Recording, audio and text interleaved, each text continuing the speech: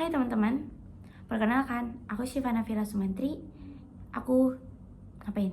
Ya, aku duduk di sini. Aku akan menjelaskan tentang dimensi politik kaum muda Indonesia. Penasaran gak sih? Langsung aja kali ya. Cekidot. Selama bertahun-tahun, peran para pemuda Indonesia dalam perpolitikan telah berubah sesuai dengan bermacam konteks sosial kultural yang dihadapinya. Nah, jauh sebelum Indonesia merdeka, para pemuda sudah menunjukkan nih keikutsertaan dalam perpolitikan yang aktif sebagai bukti kemauan untuk melepaskan diri dari belenggu kolonialisme dan imperialisme barat. Para pemuda politik Indonesia pada abad ke-20 punya ciri tersendiri dari para pemuda Indonesia lainnya, yaitu dengan melebarnya akses masyarakat terhadap pendidikan, pemisahan rakyat primitif, dan kemajuan teknologi yang cepat telah menunjukkan nih bahwa perubahan dalam struktur sosial kultural telah membentuk apa? Nah, telah membentuk nilai-nilai rasional ya yang menjadi dasar gerakan politik kaum muda. Nah, khususnya terhadap nilai-nilai baru yang didukung oleh agama yang dianggap konservatif, anti-reformisme, dan berbagai masalah budaya yang memengaruhi awal gerakan politik kaum muda Indonesia itu sendiri. Oke, kita tarik mundur nih ya. Jauh waktunya sebelum Indonesia mengalami kemerdekaan, kaum muda telah menunjukkan nih keterlibatan dalam perpolitikan yang tinggi untuk mengekspresi dari kemauan untuk kemerdekaan diri sendiri dari penjajah dan imperialisme barat. Jadi pada abad ke-20 nih, politik Indonesia merupakan sesuatu yang khas perluasnya peluangan penduduk untuk mendapatkan sebuah pendidikan, industrialisasi yang terbatas, urbanisasi, ada disintegrasi masyarakat primitif, serta ada perkembangan teknologi pesat dan telah jelas menunjukkan bahwa perubahan dalam struktur sosio-kultural telah memberikan dan telah membentuk nilai rasional yang membuat landasan pergerakan politik generasi muda itu sendiri. Nah, gini, dari Budi Utomo, kemunculan Taman Siswa nih, ada nih, jadi yang dibentuk oleh Ki Hajar Dewantara atau Suwardi Suryadiningrat.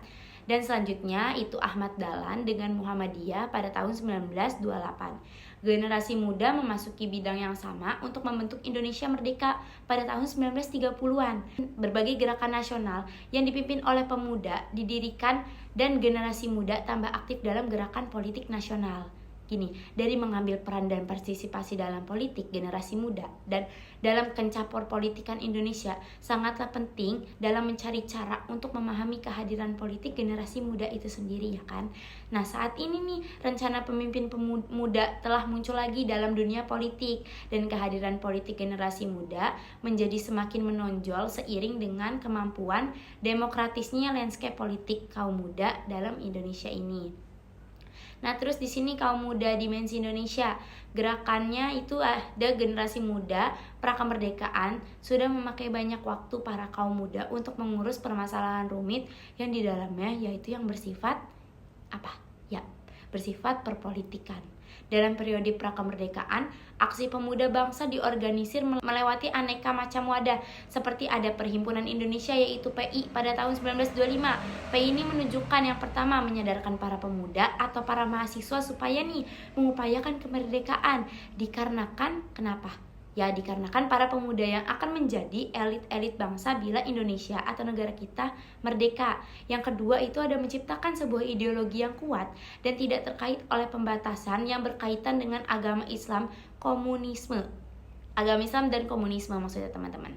Oke, di sini politik pemuda bangsa sebelum kemerdekaan mempunyai tujuan jelas loh teman-teman dan semangat idealisme yang kuat untuk mencapai apa? Ya, kemerdekaan Indonesia, sehingga memiliki kesadaran ideologi yang nyata dalam politik Indonesia atau politik bangsa kita. Nah, pada awalnya nih persatuan nasional merupakan itu usaha untuk menentukan kesamaan dengan mengurangi perbedaan yang dipilih oleh generasi muda untuk berkolaborasi melawan penjajah demi mencapai kemerdekaan Indonesia.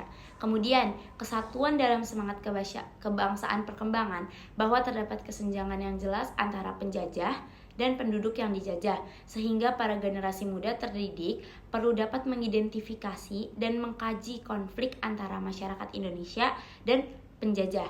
Oleh karena itu, kaum muda yang berpendidikan seperti kita-kita ini teman-teman harus bisa membentuk dan mengasah pertentangan antara rakyat Indonesia dan penjajah. Kemerdekaan Indonesia yang tidak didasarkan pada bantuan Belanda atau penjajah adalah hasil dari usaha dan keberanian bangsa Indonesia sendiri loh teman-teman.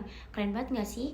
Terus kemerdekaan itu adalah hal yang penting pada kehidupan nasional, politik, ekonomi, dan hukum. Moralitas dan etika politik tampaknya menjadi hal yang sangat penting gak sih dalam persaingan antara pemuda di era sebelum kemerdekaan ini? Nah, mereka memiliki keunggulan khusus dalam keterampilan pribadi dalam mengatur kekuatan masyarakat yang memberi mereka keberanian untuk melawan penjajah Eropa. Makanya nih teman-teman, kita sebagai kaum muda Indonesia, apalagi yang berpendidikan, apalagi sebagai mahasiswa nih, mulai sekarang harus lebih melek lagi ya terhadap politik yang berada di negara kita ataupun di sekeliling kita. Nah, kalau misalnya kita nggak melek, bukan kita, siapa lagi?